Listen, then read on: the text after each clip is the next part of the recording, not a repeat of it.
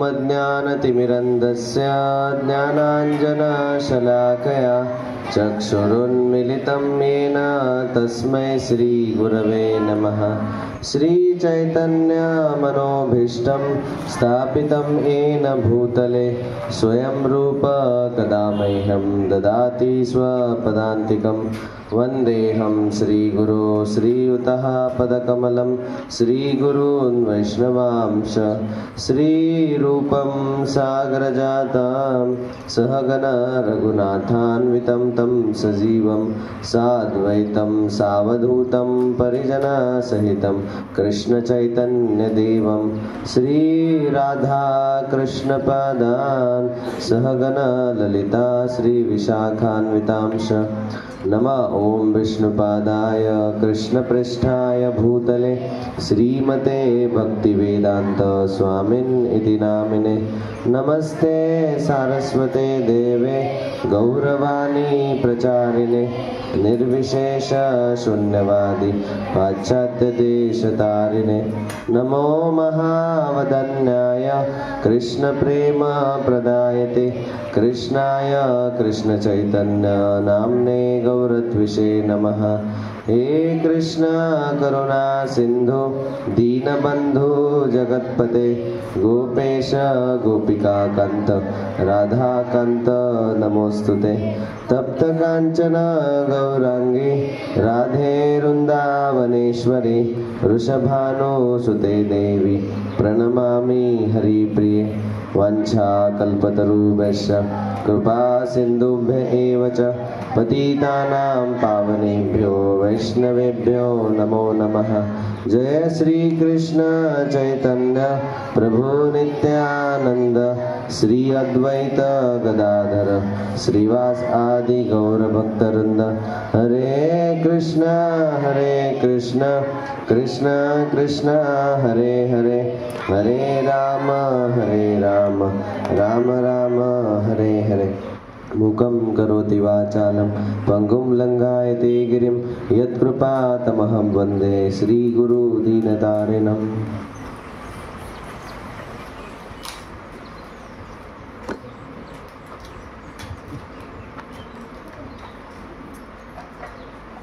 हरे कृष्ण।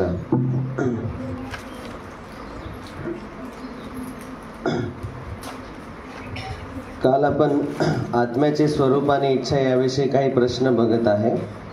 ज्यांच्याकडे पुस्तक आहे त्यांनी पेज नंबर 107 काढू शकता, 107।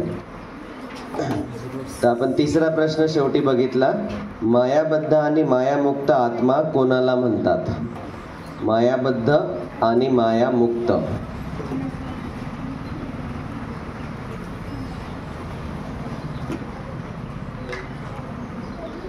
तर आपण सध्या कोण आहो? मायाबद्ध आत्मा आहो की मायामुक्त आत्मा आहो?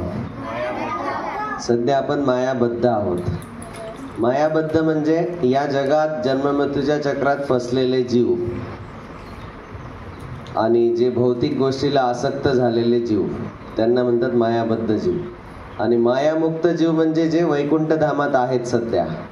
तर वैकुंठ धामातही सध्या असंख्य भक्त आहेत, असंख्य आत्मे आहेत की जे मायामुक्त आहेत, ते नित्य भगवंताची सेवा करत आहेत वैकुंठ धामात। आणि या जगात, भौतिक जगात जे जीव आहेत ते मायाबद्ध आहेत।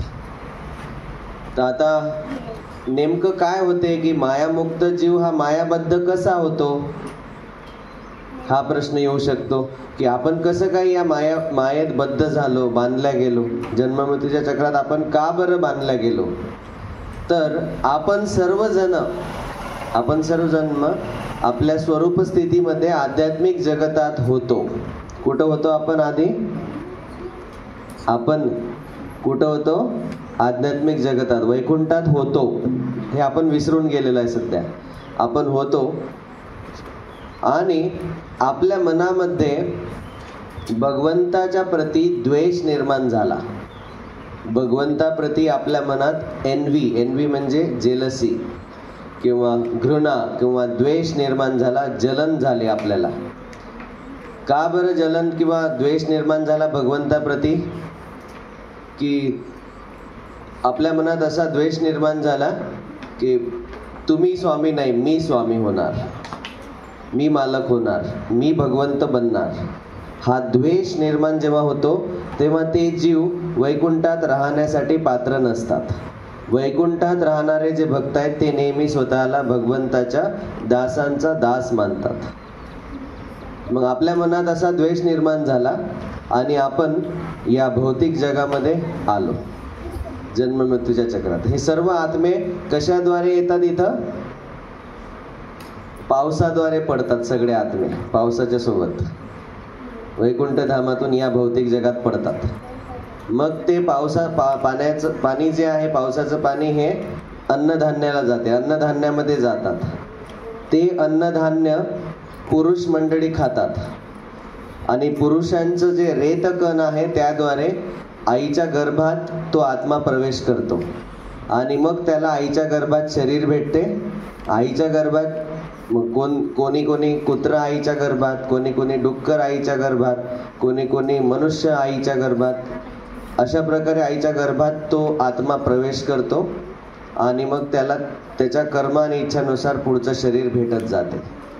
अशी तर आपणही आपल्या मनात, आपणही वैकुंठ धामात होतो आणि आपल्या मनात असा द्वेष निर्माण झाला की भगवंता मला तुमची सेवा नाही करायची, आता इथून पुढे मला भगवंत बनायचं आहे, मला भगवंत बनायचं आहे. ही जशी इच्छा येते मनात तसं भगवंत समजावून सांगतात. आधी 3 वेळा समजावून सांगतात. आपल्याला सर्वांना भगवंताने समजावून सांगितलं की अरे माझ्या भक्ता, जाऊ नको खाली, मायेत पडू नको.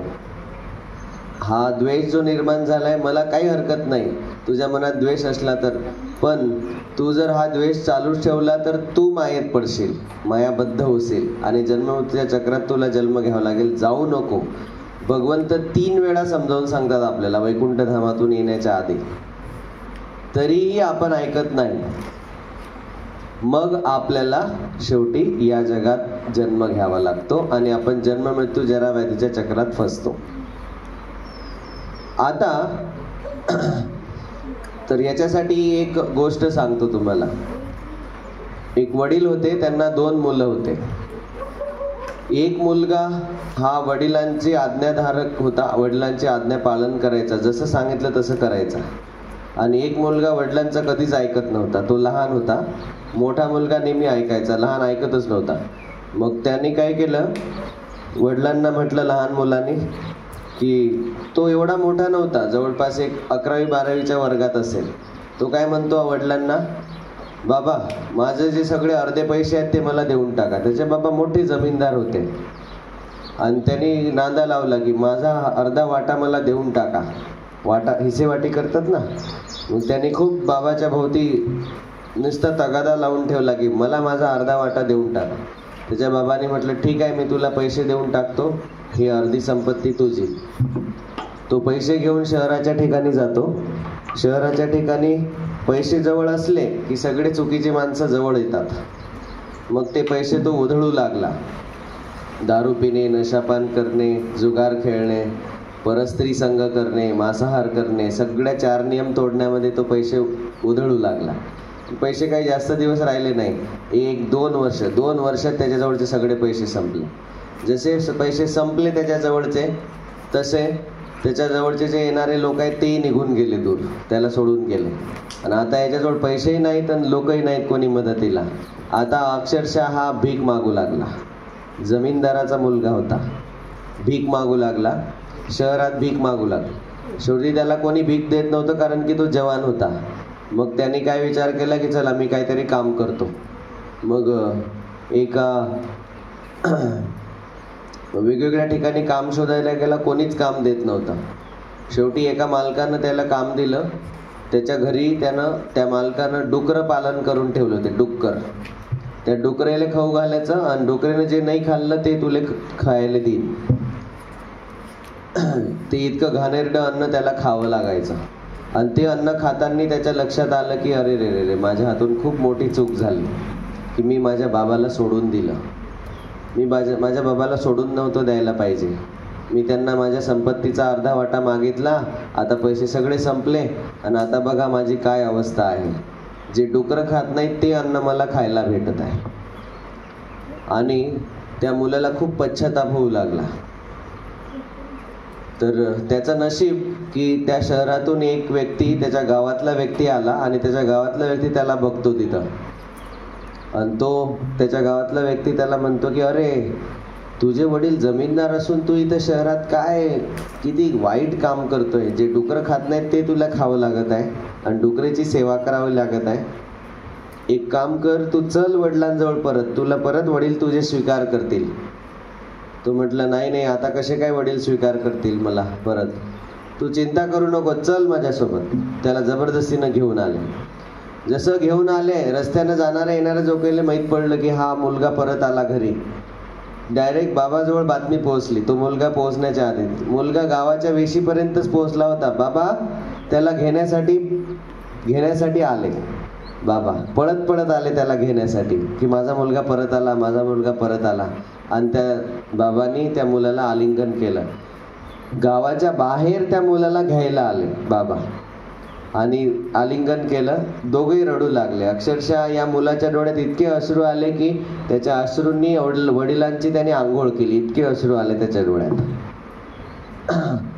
तो म्हणू लागला की बाबा, मी असा कधीच विचार नव्हता केला. मी तुम्हाला सोडून गेलो, मी इतकं पापी बनलो, मी सगळे पैसे उधळले, मी भिकारी झालो.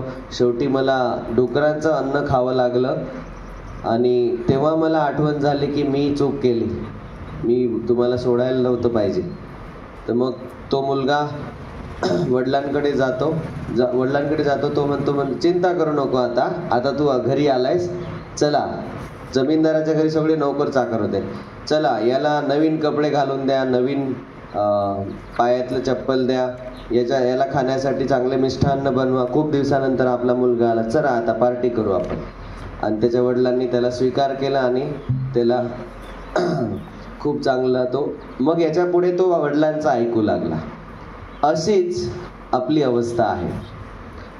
वडील म्हणजे भगवान श्रीकृष्ण आणि हे कुठं आहेत? वैकुंठ धामात आहेत. आणि मुलगा म्हणजे आपण आत्मा. आपण भगवंताची सेवा करण्याचं सोडलं. भगवंताला आपण म्हटलं मला नाही करायची तुमची सेवा, मला भगवंत बनायचंय, मला स्वामी बनायचंय, चला द्या माझा हिस्सा द्या. भगवंत म्हणतात तुझा हिस्सा भगवत धामात नाही, भौतिक जगात आहे, जा तुला शरीर भेटेल आता. आणि आत्म्याला मग सूक्ष्म शरीर आणि स्थूल शरीर घ्यावं लागते. या जगात आल्यावर मग आपली अवस्था कशी होती? त्या मुलासारखी, भिकाऱ्यासारखी अवस्था होते. आपल्याला कुठेतरी नोकरी करावं लागते, पैसे कमवावं लागतात, कामधंदा करावं लागते.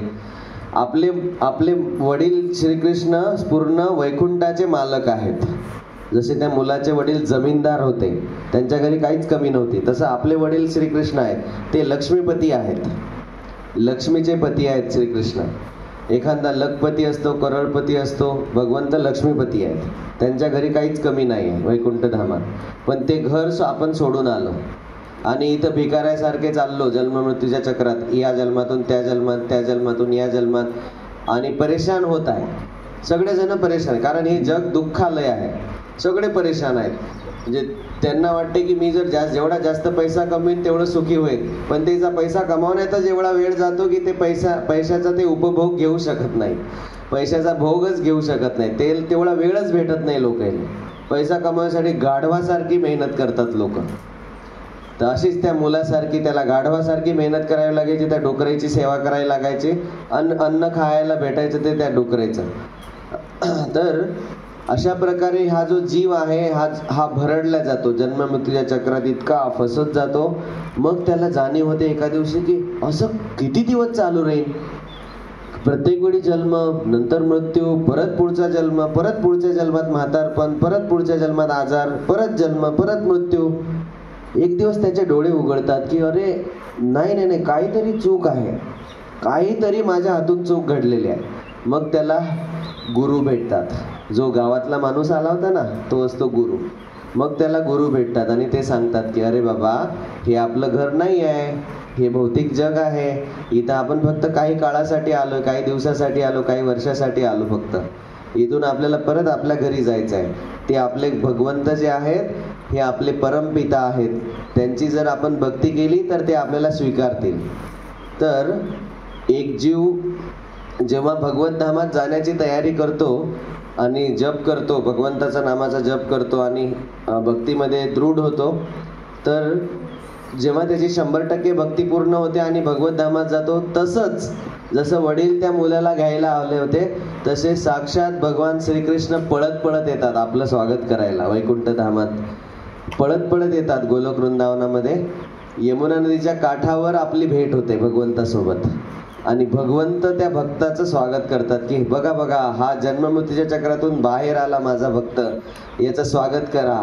सगळेजण, राधाराणी, गोपी सगळे त्याचं आरती घेऊन स्वागत करतात आणि दोघेही आलिंगन करतात, कृष्ण आणि तो भक्त.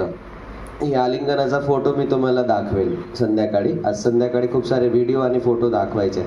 तर ते भक्त आलिंगन करतात आणि भक्त रडू लागतात की भगवंता, माझी खूप चूक झाली, मी करोडो वर्षापासून या जन्ममृत्यूच्या चक्रात फसलो होतो, तुम्हाला सोडून गेल्यामुळे, तुम्हाला विसरल्यामुळे, मला माफ करा, आता मी परत कधीच सोडून जाणार नाही.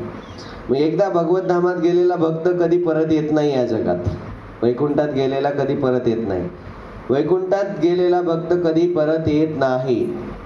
जन्म कर्मच मे दिव्यम एवं यो व्यक्तत्वता त्यक्त्वा देहम पुनर्जन्म नैति मामिति सो अर्जुना. हे अर्जुना, माझ्या धामात आलेला भक्त कधी परत येत नाही. मग आपण सर्वजण जेव्हा परत जाऊ, भगवंताला भेटू, तेव्हा जर समजा कदाचित आपल्या मनात इच्छाही झाली की मला परत भगवंताची सेवा नाही करायची आणि मला भगवंत बनायचंय स्वतः, आणि आपल्या मनात इच्छा झाली तर भगवंत काय करतात, व्हिडिओ दाखवतात भगवत धामात की बघ, तुला याच्या आधी अशीच इच्छा निर्माण झाली होती आणि तू हे सगळे जन्म घेतले. आपल्या करोडो जन्माचा व्हिडिओ आपल्याला दिसू लागतो की या जन्मात मी कुत्रा होतो, मला लोक गोटेनं मारत, या जन्मात मी डुक्कर होतो, कसं घाण जीवन जगलो मी, या जन्मात मी झाड बनलो, मला कापलं लोकांनी, या जन्मात मी हे बनलो, ते बनलो, मनुष्य बनलो. हे सगळा व्हिडिओ दिसू लागतो आपल्याला. हे सगळी दुःख अवस्था बघून आपण परत या जगात येतच नाही. आपण म्हणतो भगवंता नाही जायचं, मला तुमचीच सेवा करायची. आणि सेवा करणारा भक्त वैकुंठात स्थित राहतो.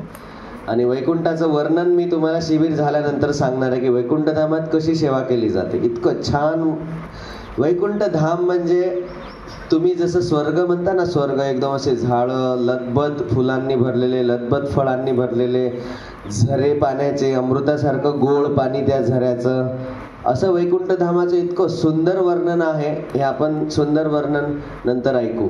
त्या धामात जायला आपण इतकं आतुरलेलो असलं पाहिजे, आपल्या मनात एवढी उत्सुकता असली पाहिजे की मला या जन्माच्या शेवटीच जायचं आहे. समजा कदाचित आपण या जन्माच्या शेवटी वैकुंठ धामात नाही गेलो, आपली 100% भक्ती पूर्ण नाही झाली, तर काय होणार आहे माहिती आहे का? आता तुम्ही सगळे हरे कृष्णाचा जप करत आहात. जप केल्यामुळे पाप नष्ट होतात आणि पुण्य वाढत जाते, भक्तिमय पुण्य वाढत जाते. आणि समजा 100% भक्ती पूर्ण नाही झाली आणि कोणाच्या मनात काही भौतिक इच्छा असल्या तर तुम्हाला स्वर्गात जावं लागते. स्वर्गात कमीत कमी 10,000 वर्ष राहावं लागते.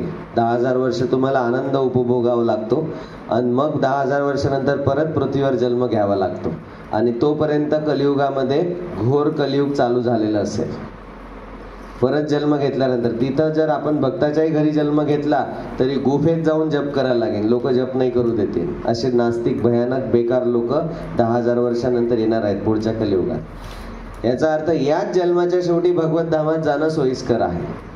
याच जन्माच्या शेवटी आपण रिस्क नाही घ्यायची, आता धोका नाही घ्यायचा. कितीतरी करोडो जन्म आपण या जगात फसलो आपले परमपिता भगवान श्रीकृष्णांना सोडून, ज्यांची सेवा आपण सोडली आणि आता आपण इथं जन्म मृत्यू म्हातारपण आणि आजारपण या दुःखात फसलेलो आहे. आध्यात्मिक, आदिदैविक, आदिभौतिक क्लेश, ह्या तिन्ही क्लेशामध्ये फसलेलो आहे. आता नाही फसायचं. आता दृढ निश्चय करायचा, संकल्प करायचा की हा माझा शेवटचा जन्म, इथून पुढे मला जन्मच नाही घ्यायचा परत या जगात. मला भगवत धामात जायचंय, वैकुंठात जायचंय. काही लोकांना वाटते की हे कसं काय शक्य आहे. भगवंत सांगतात की माझा प्रामाणिक भक्त जर त्याला मृत्यूच्या वेळी मी आठवलं नाही, मृत्यूच्या वेळी आपण भगवत धामात केव्हा जातो, जेव्हा आपल्याला भगवान श्रीकृष्ण आठवतात. मृत्यूच्या वेळी आपल्याला जेव्हा भगवान कृष्ण आठवतात तेव्हा आपण भगवत धामात जातो. मग भगवंत म्हणतात, समजा चुकून एखादा माझा भक्त ज्यानं आयुष्यभर माझी सेवा केली, आयुष्यभर माझ्या नावाचा जप केला, आयुष्यभर भगवंतासाठी जीवन समर्पित केलं, आणि अशा भक्ताला चुकून मृत्यूच्या वेळी जर भगवंताची आठवण नाही झाली, तर भगवंत सांगतात, मी स्वतः त्याच्या मनामध्ये आणि बुद्धीमध्ये जातो आणि मी स्वतः त्याला माझी आठवण करून देतो आणि मी स्वतः त्याला माझ्या धामात घेऊन जातो. भगवंत साक्षात येतात अशा भक्ताला घेऊन जायला, ज्यांना आपलं आयुष्य समर्पित केले सेवेसाठी भगवंताच्या. तर चिंता करू नका, आपले भगवंत खूप दयाळू आहेत. आपले पिता आहेत, आपले वडिलासारखे आहेत.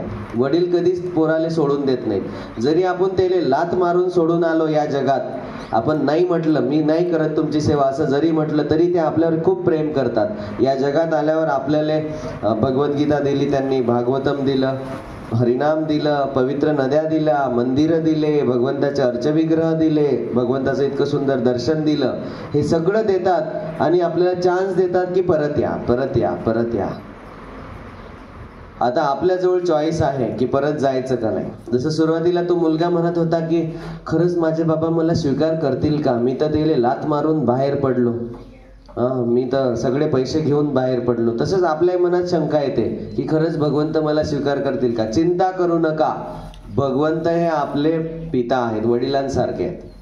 ते आपला स्वीकार करतातच. ते कधीच आपल्याला दूर लोटत नाहीत. उलट ते सतत प्रयत्न करत असतात की कधी कधी माझा भक्त जो मला सोडून गेलाय तो कधी कधी परत येईल. त्यांचे भक्त ते पाठवतात, जसं श्रील प्रभुपाद हे आचार्य पाठवतात की जा तुम्ही त्यांना समजावून सांगा. माझ्या म्हटलं ऐकणार नाहीत, आता तुम्ही जा. तुकाराम महाराज, प्रभुपाद यांना पाठवतात या जगात आणि हे सगळे साधू संत आपल्याला समजावून सांगतात की चला आम्ही जातो आमुच्या गावा, आमुचा राम राम घ्यावा. तुकाराम महाराज जाण्याच्या दिवशी म्हणतात आपलं गाव आहे ते वैकुंठ धाम, आता या जगातल्या लोकांना राम राम म्हणायचा, राम राम. आम्ही जातो आमुच्या गावा, आमुचा राम राम घ्यावा. वैकुंठ जग हे आपलं खरं घर आहे, जिथं आनंदी आनंद आहे. तुम्हाला कुठला आनंद पाहिजे तो प्रत्येक आनंद वैकुंठ धामात अवेलेबल आहे. वैकुंठ धामामध्ये भक्त विमानामध्ये बसून उडत उडत जातात भगवंताच्या मंदिरामध्ये. तिथले जे विमान आहेत, मी वर्णन सांगणार आहे त्याचं. आता सध्या वर्णन सांगत बसलं तर खूप वेळ जाईल, हे प्रश्न संपणार नाहीत. तर हे समजून घेण्याचा प्रयत्न करा की आपल्या मनामधला जो द्वेष आहे भगवंताप्रती, त्यामुळेच आपलं मन लागत नाही जप करण्यामध्ये. कारण आपण भगवंताचा द्वेष करतो. मनातल्या मनात आपल्याला वाटते की हाच देव कोण, मी देव कोण नाही. तोच द्वेष भावना घेऊन आपण या जगात आलेलो आहे. वैकुंठात असताना देवानं 3दा समजावून सांगितलं आपल्याला, आपण ऐकलं नाही. तीच भावना आता अजूनही कंटिन्यू आहे. म्हणून आपल्याला परत जन्म, परत मृत्यू घ्यावा लागतो, परत नरकात जावं लागतं, परत स्वर्ग, परत नरक, परत पृथ्वी, असं चक्र चालूच राहते. प्रश्न विचारायचा स्वतःला प्रश्न विचारा की असे जन्म मृत्यूचे मी करोडो जन्म ऑलरेडी घेतले, आता का असंच चालू ठेवायचं? विचारा स्वतःला प्रश्न. एक ना एक दिवस तर असा आला पाहिजे की माझ्या मनात इच्छा झाली पाहिजे की आता बस झाले हे जन्म मृत्यू जराव्याधीचे चक्र, बस, मला परत जायचं आहे आता माझ्या घरी, आपलं घर जे वैकुंठ धाम आहे. हा जेव्हा मनात विचार येतो तेव्हा समजून चालायचं की आपण खरोखर भक्ती चालू केली. आपल्या मनामध्ये जोपर्यंत ही या भौतिक जगाप्रती घृणा निर्माण होत नाही, जोपर्यंत आपल्याला पश्चाताप होत नाही, तोपर्यंत आपली भक्ती चालूच होत नाही. पश्चाताप झाला पाहिजे की मी कशाला मरायला सोडून आलो भगवंताला, या जगात फसलो मी जन्म मृत्यूच्या चक्रात, कशाला सोडून आलो मी. माझे भगवंत किती दयाळू आहेत, किती प्रेममयी आहेत, माझ्यावर तरी प्रेम करून या जगात आल्यावरही मला सोडत नाही आहेत. ते परमात्मा म्हणून प्रत्येकाच्या हृदयात येतात, परमात्मा म्हणून, आणि आतून सांगत राहतात की मला शरण ये, मला शरण ये. आता तुमच्याकडे सगळ्यांकडे चॉईस आहे, निवड आहे की शरण जायचं का नाही. आणि शरण नाही गेलो तर परत जन्म मृत्यूचं चक्र आहेच. आणि ज्यांना माहिती आहे की शरण जायला पाहिजे आणि तरीही शरण जात नाहीत भगवंताला, तर तुमच्यासाठी तर मायादेवी आणखी जास्त तुम्हाला फसवत नेते. मायादेवी सर्व जास्त फसवते, मायाबद्ध करते. का? कारण यांना माहिती आहे की आता मी मायेत फसलेलो आहे. अशा लोकांसाठी मायादेवी 24 नाही 25 तास काम करते. मायादेवी जास्त प्रयत्न करू लागते आता तुमच्या सर्वांसाठी की या व्यक्तीला मी कसं आणखी जास्त मायेत फसवलं पाहिजे. मग काही काही भक्त काय करतात, गरजेपेक्षा जास्त पैसा कमावण्याच्या नादी लागतात. गरज आहे माझी, जवळपास महिन्याचा माझा खर्च असेल 10,000 15,000, आणि मग त्यांना वाटते की नाही मी एका महिन्याला 10 लाख रुपये कमावले पाहिजे. ते काय पैसे बांधून नेऊ शकतो का आपण मृत्यूनंतर? मग अशी मायादेवी आपल्यासाठी काम करते आणि आपल्याला लावते कामाला गाढवासारखं. कमाव पैसे, हे चांगलं आहे, पैसे कमावले की तुला सुख भेटेल. बिचारा करोडो रुपये कमावते, पण ते पैसे पैशाचं सुख उपभोगण्याच्या वेळी म्हातारा होऊन जाते. आणि म्हातारात मग सगळे ते जे पैसे कमावले होते, सगळं आरोग्य खराब होते म्हातारपणी. जे कमावलेले पैसे सगळे आजारपणात निघून जातात. बीपीच वाढली, शुगरच वाढली, हा गुडघा दुखते, तो गुडघा दुखते, पाठच दुखते, कंबरच दुखते. म्हातारपणी सगळे कमावलेले पैसे त्या आजारात घालून टाकतात लोक, आणि सोबतही बांधून नेता येत नाही मृत्यू झाल्यावर. अशा प्रकारे मायादेवी आपल्या मनात घुसते आणि सांगते, हे कर फक्त, हे केलं की तुला सुख भेटेल. कशाला कृष्णाला शरण जातो, हे कर. हे मायादेवी आपल्या मनातून सांगते. कशाला कृष्णाला शरण जातो, कशाला जप करतो. अशा प्रकारे मायादेवी सूक्ष्म रूपात आपल्या मनामध्ये असे विचार टाकत नेते. एक विचार, हे केलं तर तुला सुख भेटेल, हे केलं तर सुख भेटेल. अशा प्रकारे मायादेवी फसवत नेते. असंच आपल्याला फसवलेलं आहे या जगात. जोपर्यंत आपण दृढ निश्चय करत नाही तोपर्यंत मायेतून बाहेरच पडत नाही. तर तुमच्यापैकी किती लोकांना वाटते की हा माझा शेवटचा जन्म असला पाहिजे, प्रभूजी आता मला परत जन्म मृत्यूच्या चक्रात नाही फसायचं. किती लोकांना वाटते तुमच्यापैकी की हा माझा शेवटचा जन्म असला पाहिजे, आता मला परत जन्म मृत्यूच्या चक्रात नाही फसायचं. धन्यवाद. तर तुम्ही सर्वांनी हात वर केला. तर तुम्हाला अलर्ट राहावं लागेल. या जगातले कर्तव्य करायचे. मी तुम्हाला असं म्हणत आहे का अभ्यास करू नका. अभ्यास इतका छान करा की वर्गात टॉपर राहा. तुम्हाला बघून आणखी पाच मित्र तुमचे जोडले पाहिजे हरे कृष्णामध्ये. बघ हरे कृष्णात जाते टॉपर बी आहे, चल मी बी जातो आता याच्यासोबत, असे तुमच्या मित्रांनी म्हटलं पाहिजे. पुढचा प्रश्न चौथा, आत्मा भगवंत होऊ शकतो का? काय उत्तर? आत्मा भगवंत होऊ शकतो का? नाही. चौथ्या प्रश्नामध्ये म्हटले की आत्मा भगवंत होऊ शकतो का? तर नाही.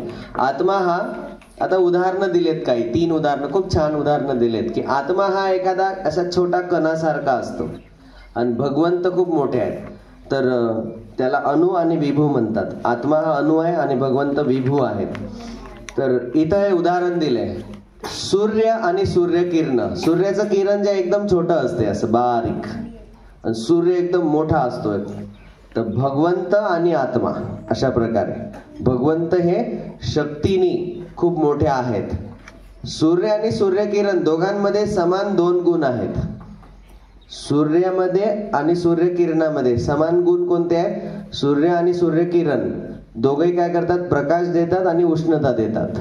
उजेड पण देतात आणि उष्णता पण देतात. तसंच आत्मा आणि भगवंत या दोघांमध्ये समानता आहे. कोणती समानता आहे? आत्मा पण सच्चिदानंद आहे, भगवंत पण सच्चिदानंद आहेत. पण शक्ती जर बघितली तर भगवंताची शक्ती खूप मोठी आहे. आत्म्याची शक्ती, आत्मा हा सर्वोच्च नियंत्रक नाही, सर्वोच्च स्वामी नाही, सर्वोच्च भोक्ता नाही. भगवंत सर्वोच्च नियंत्रक आहेत, सर्वोच्च स्वामी आहेत आणि सर्वोच्च भोक्ता आहेत. जसं आपण जास्तीत जास्त एखादा स्विमिंग पूल बनवतो, भगवंत डायरेक्ट मोठेचे मोठे महासमुद्र बनवतात, महासागर बनवतात. आपण जास्तीत जास्त लाईट बनवू शकतो, ते पण बंद पडतात लाईट गेले की. भगवंत डायरेक्ट सूर्य चंद्र बनवतात. आपण जास्तीत जास्त इथं काही उदाहरणं दिलेले आहेत की भगवंतामध्ये आणि आपल्यामध्ये आपण शहर बनवू शकतो, घर बनवू शकतो, भगवंत पूर्ण ब्रह्मांड बनवतात. बघा, भगवंताची आणि आपल्यामध्ये समानता काय आहे? एक समानता आहे की भगवंत पण सच्चिदानंद आहेत, आपण पण सच्चिदानंद आहे. पण भगवंताची शक्ती आपल्यापेक्षा करोडो पटीनं जास्त आहे. आपली शक्ती थोडीशीच आहे. आपण एखादं घर बांधू शकतो, भगवंत पुरं ब्रह्मांड बनवतात. आपण एखादं गाडी किंवा विमान बनवू शकतो, भगवंत पूर्ण सौरमंडल बनवतात, सूर्यमाला, सोलार सिस्टीम बनवतात भगवंत.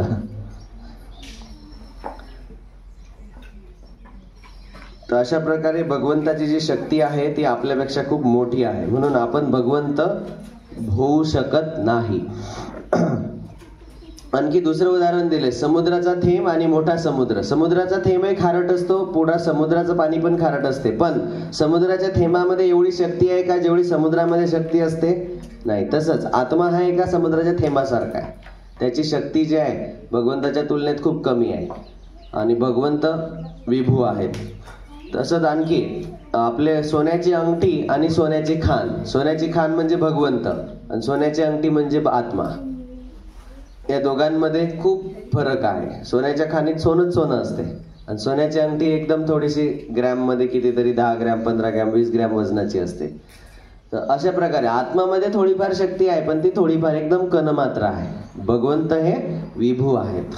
हे 3 उदाहरणं सांगितले मी. सूर्यकिरण, सोन्याची खान आणि सोन्याची अंगठी, आणि तिसरं समुद्र आणि समुद्राच्या पाण्याचा थेंब. तर समजून चालायचं, याचा अर्थ आपण भगवंत होऊ शकत नाही. आपण नेहमी भगवंताचा अंश आहोत. ममैवांशो जीवलोके, म्हणा जोरात, ममैवांशो जीवलोके जीवभूत सनातनः मनःषष्ठानि इंद्रियाणि प्रकृतिस्थानी कर्षति. आपण मन आणि इंद्रियामध्ये फसलेलो आहे. आपलं मन म्हणते चल इकडे, तिकडे जातो आपण. मन म्हणते चल तिकडे, तिकडे जातो आपण. आणि आपली इंद्रिय पण याच्यात फसलेलो आहे आपण. मनःषष्ठानि इंद्रियाणि प्रकृतिस्थानी कर्षति. आणि असा संघर्ष चालू आहे, इंद्रियांसोबत आपला संघर्ष चालू आहे. पण आपण कोण आहोत? मूळता आपण भगवंताचे अंश आहोत, भगवंताचे मुलगा किंवा मुलगी आहोत. आपण त्यांना सोडून आलेलो आहे या जगात. आता परत जायचं आहे. पुढचा प्रश्न, मुक्त आत्मा भगवंतामध्ये लीन होतात का? तर मुक्तीनंतर आत्मा भगवंतामध्ये लीन होत नाही, कधीच लीन होत नाही. हे जे शिकवतात लीन होतो आत्मा, किंवा टीव्हीतही दाखवतात आजकाल ते सिरियल मध्ये की तो आत्मा लीन झाला भगवंतामध्ये, बिलकुल लीन होत नसतो. आत्मा सदैव जीवित राहतो, भगवंत सदैव जीवित राहतात. दोघेही अमर आहेत. कधीच लीन होत नाही आत्मा भगवंतामध्ये. जरी असं वाटत असेल लीन झाला, जसं उदाहरणार्थ मी सांगतो, समजा एक हिरवं झाड आहे, हे एक हिरवं झाड आहे आणि या हिरव्या झाडावर पोपट बसला. तो पोपट ओळखू येतो का? असं वाटते की पोपट त्या झाडामध्ये लीन झाला. पण जर तुम्ही दगड मारून बघा, दगड मारला की पोपट पटकन उडतो आणि उडून जातो. तसंच असं वाटते की आत्मे भगवंतात लीन होतात, पण लीन होत नाहीत. पोपटासारखे ते तिथं असतात, असं कलर सारखा असतो. पण मग जसं आपण त्यांना म्हटलं की भगवंताची सेवा करा, मग जे सेवा करणारे आहेत ते तिथं थांबतात भगवंताच्या वैकुंठ धामात, आणि बाकीचे सगळे या जगात परत येतात. ज्यांना सेवा नाही करायची त्यांना या जगात जन्म मृत्यूच्या चक्रात फसावं लागते. तर अशा प्रकारे आपण कधीच भगवंतात लीन होत नाही. हे जे शिकवतात की आपण भगवंतात लीन होतो किंवा मुक्ती भेटल्यावर आपण भगवंतच बनतो, हे चुकीचं शिकवत आहेत. हे चुकीच्या परंपरेत आलेले आहेत. हा प्रश्नाचं उत्तर मी वाचून दाखवत आहे. मुक्तीनंतर आत्मा कधीच भगवंतामध्ये लीन होत नाही, परंतु त्याचे व्यक्तिगत अस्तित्व टिकून राहते. आता बघा उदाहरण दिलेलं आहे. काही लोक हे उदाहरण देतात आणि म्हणतात की बघा बघा बघा, नदी कशी समुद्रात विलीन होते. नदी समुद्रात कधीच विलीन होत नाही, नदीचं अस्तित्व टिकून राहते. बघा त्यांनी पुढे उदाहरण सांगितले, वाहणारी नदी समुद्राला मिळाल्यावर त्यात विलीन झाल्याचे वाटते, पण जलकण जे आहेत, पाण्याचे कण, हे आपले व्यक्तिगत अस्तित्व किंवा ओळख टिकवून ठेवतात. हे जे जलकण असतात हे पाण्याचे जे H2O चे मॉलिक्यूल आहेत, ते नदीचे मॉलिक्यूल वेगळेच दिसणार, वेगळेच असणार. ते नदीचे मॉलिक्यूल आहेत, ते समुद्राचे नाहीत. ती नदी त्याच्यात मिक्स झाल्यासारखी वाटते, पण मिक्स होत नाही, लीन होत नाही. आत्मा कधीच भगवंतामध्ये विलीन होत नाही. आत्म्याचं अस्तित्व नेहमी टिकून राहते. म्हणून लक्षात ठेवा की आपण भगवत धामात, बऱ्याच लोकांना वाटते ना की मुक्ती भेटली का आपण लीन होतो बस, मग करायचं काहीच काम नाही, मग काहीच करायचं. तसं नाही. आपण भगवत धामात गेल्यानंतरही आपल्याकडे चॉईस असते की मी सेवा करायची का नाही करायची. चॉईस असते. ऑफकोर्स असेच भक्त जातात तिथं ज्यांना सेवा करायची आहे, ज्यांना नाही करायची ते जातच नाही. ते जय विजय त्यांना येऊच देत नाहीत. जय विजय पूर्ण कसून चौकशी करतात की तुम्ही कोण आहात, तुम्ही कशासाठी आले. तिथं जे सेवा करायसाठी आले त्यांनाच एंट्री देतात. तर हे लक्षात घेण्याचा प्रयत्न करा की आपण कधी, आत्मा कधी विलीन होत नाही. आता बघा एक मस्त उदाहरण दिलं यांनी. समजा एक रोगी आहे, आजारी व्यक्ती आहे, तो काय करतो, दवाखान्यात जातो, ट्रीटमेंट घेतो आणि परत घरी येतो. घरी आल्यावर आपल्या कुटुंबात विलीन होतो का तो? घरी आल्यावर त्याचं एक वेगळं अस्तित्व असते ना, तो एक वेगळा व्यक्ती असतो. ह्याच प्रकारे वैकुंठ धामामध्ये पण कुटुंब आहे आणि त्या कुटुंबामध्ये आपण परत जातो, रिटर्न. हा दवाखाना आहे. मंदिर म्हणजे दवाखाना. आपण सगळे रोगी आहोत. कोणता रोग झालेला आपल्याला? आपल्या रोगाचं नाव आहे भवरोग. भवरोग म्हणजे आपल्याला या जगामधल्या खूप साऱ्या आसक्ती आहेत. मला मोठं बनायचं आहे, मला मोठे होऊन हे बनायचं आहे, ते बनायचं आहे, हे बनायचं आहे. ते तुमच्यामध्ये ह्या ज्या ध्येय आहेत ते असणं चांगलं आहे आणि तुम्ही बना, मोठे बना, मोठे ऑफिसर बना, मोठे डॉक्टर बना, मोठे इंजिनियर बना, पण भगवंताची भक्ती सोडू नका. हे जे रेल्वेचे 2 ट्रॅक असले पाहिजे आपले. आता मी पण इंजिनियर आहे आणि शिक्षक पण आहे. हा रेल्वेचा एक ट्रॅक आहे आणि दुसरा भक्त पण बनायचं सोबतच. हे दोन्ही सारखे चालू असले पाहिजे. आता हे सांगणं चांगलं आहे की नाही माहिती नाही, पण मी सांगून टाकतो, हे सांगायला नाही पाहिजे. प्रश्न, 2 आत्मे एकसारखे असू शकतात का? सांगा. हा, प्रत्येक आत्मा वेगवेगळा असतो. आत्मा एका दुसऱ्या आत्म्यात विलीन होऊ शकत नाही, वेगळे असतात आत्मे. ठीक आहे. जसं की हरे कृष्णा, एका वेळी एकच जण जायचं. हरे कृष्णा एका वेळी एकच जण जायचं, बसा. ते आल्यानंतर नंतर जायचं. परंतु आध्यात्मिक दृष्टीने सर्व आत्मे एक समान आहेत. आध्यात्मिक दृष्टीने सर्व आत्मे हे भगवंताचे दास आहेत. त्या दृष्टीने सर्वजण आपण ऍक्च्युअली कोण आहेत? भगवंताचे मुलं मुली आहोत. आता 2 देशामध्ये फायटिंग चालू असते आहे ना, जसं भारत पाकिस्तान युद्ध आता सध्या झालं. काय युद्ध होतात माहिती आहे का? लोक विसरून जातात की आपण सर्वजण आत्मे आहोत, भगवंताचेच मुलं मुली आहोत आणि आपण बहीण भाऊ आहोत. ऍक्च्युअली सगळे जीव जे आहेत हे आत्मे हे बहीण भाऊ आहेत, कारण भगवंत आपले पिता आहेत. मग एकमेकासोबत भांडून काही फायदा आहे का? नाही. युद्ध थांबून जातात जर कुणाला आत्म्याचं ज्ञान असेल तर. करोडो लाखो रुपये त्यांनी खर्च केले त्या मिसाईल बनवण्यावर. इतके सारे खर्च केले का आता भाव वाढले, खूप बऱ्याचशा गोष्टींचे भाव वाढले आपल्या देशात. का? तर युद्ध झालं म्हणून. तर म्हणून आपल्याला माहिती असलं पाहिजे की हे युद्ध पण थांबवू शकतो आपण जर सर्वांना माहिती पडलं की भगवंत आपले पिता आहेत आणि आपण सर्व त्यांचे मुलं मुली आहोत, तर आपण बहीण भाऊ आहोत. भगवंता बहीण भाऊ कधी भांडत असतात का? भांडले तरी ते परत एकत्र येतात, एकत्र जेवतात, खातात. थोडे मतभेद होऊ शकतात. एक समजा 2 भाऊ आहेत, एक भाऊ म्हणते असंच करायचं, दुसरा भाऊ म्हणते तसंच करायचं. मतभेद होऊ शकतात, पण घरी रात्री एकत्र येतात, एकत्र जेवतात, एकत्र झोपतात, शेवटी एकत्र राहतात. ठीक आहे, सोडून नाही जात एकमेकाला. अशा प्रकारे तर आपण सगळेजण भगवंताचे मुलं मुली आहोत, म्हणून आपण एकमेकाला मदत केली पाहिजे भक्तीमध्ये. लहान मुलांना मोठ्या मुलांनी मदत केली पाहिजे की अरे याला थोडा जप व्यवस्थित नाही करताय, त्याला समजून सांगायचं, त्यांना समजून घ्यायचं, सहनशील राहायचं थोडं मोठ्या मुलांनी. हरे कृष्ण. आता शेवटचा टॉपिक आहे 3.6 आत्मज्ञानाचे लाभ. हा आपण